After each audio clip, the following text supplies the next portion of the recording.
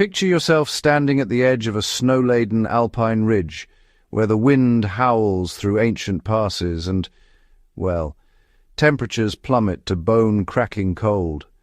For thousands of years before modern conveniences, nomadic peoples carved out existence in these unforgiving heights, developing survival strategies so profound that they still echo through traditional mountain communities today.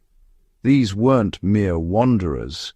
They were masters of fieldcraft who understood that winter in the Alps was a siege, and their survival depended on autumn's careful preparation and winter's disciplined consumption. The foods they ate weren't just sustenance. They were concentrated packets of energy engineered through generations of trial, error, and hard-won wisdom. The autumn harvest, preparing for the long dark. When autumn painted the mountain meadows gold, Alpine nomads transformed into preservation specialists. Every slaughtered animal became a complete survival system. Nothing was wasted because waste meant death. The meat from sheep and goats was carefully sliced into thin strips and hung in the crisp, dry mountain air, where constant wind and low humidity worked their ancient magic. This created what we now recognize as Bündnerfleisch, air-dried beef that could last months without spoiling.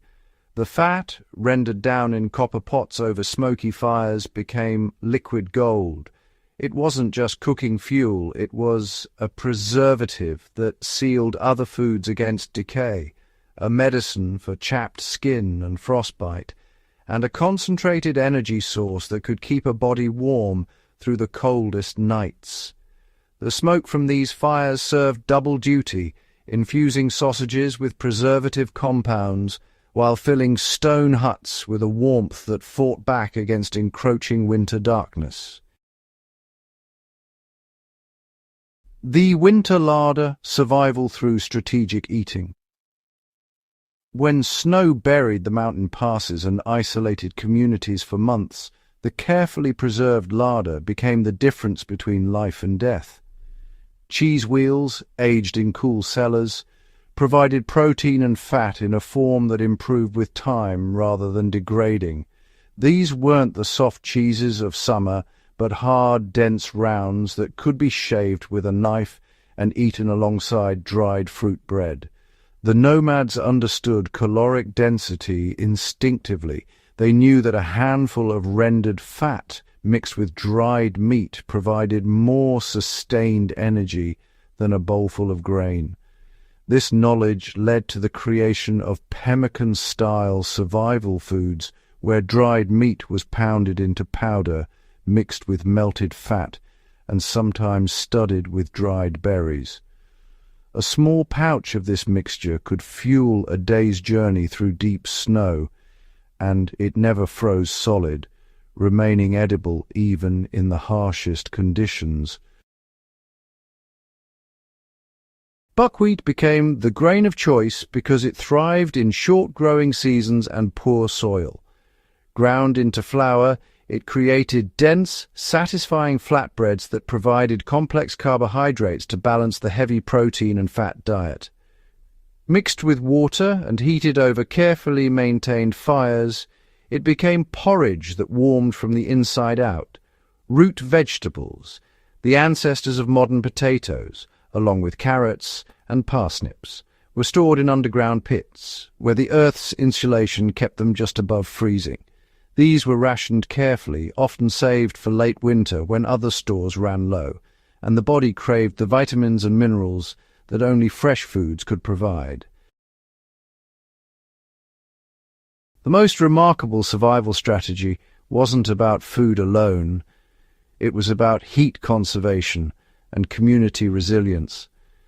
In the French Alps, entire families would move into the livestock shelters during the deepest winter months, a practice called living in the stable.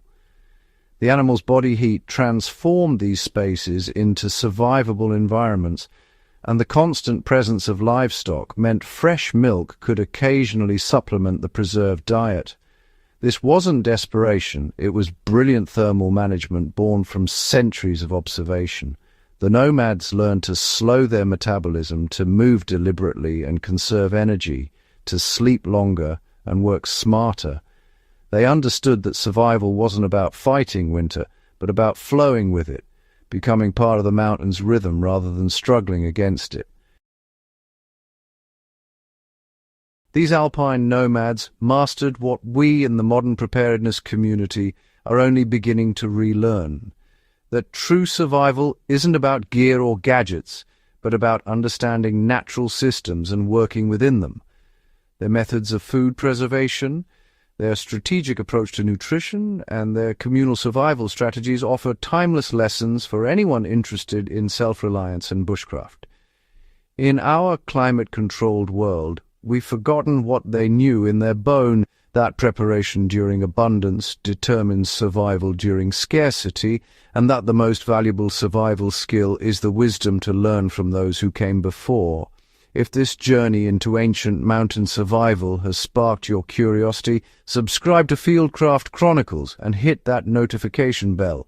Share this video with fellow history enthusiasts and survival-minded individuals who understand that the old ways still have much to teach us. The mountains remember, and so should we.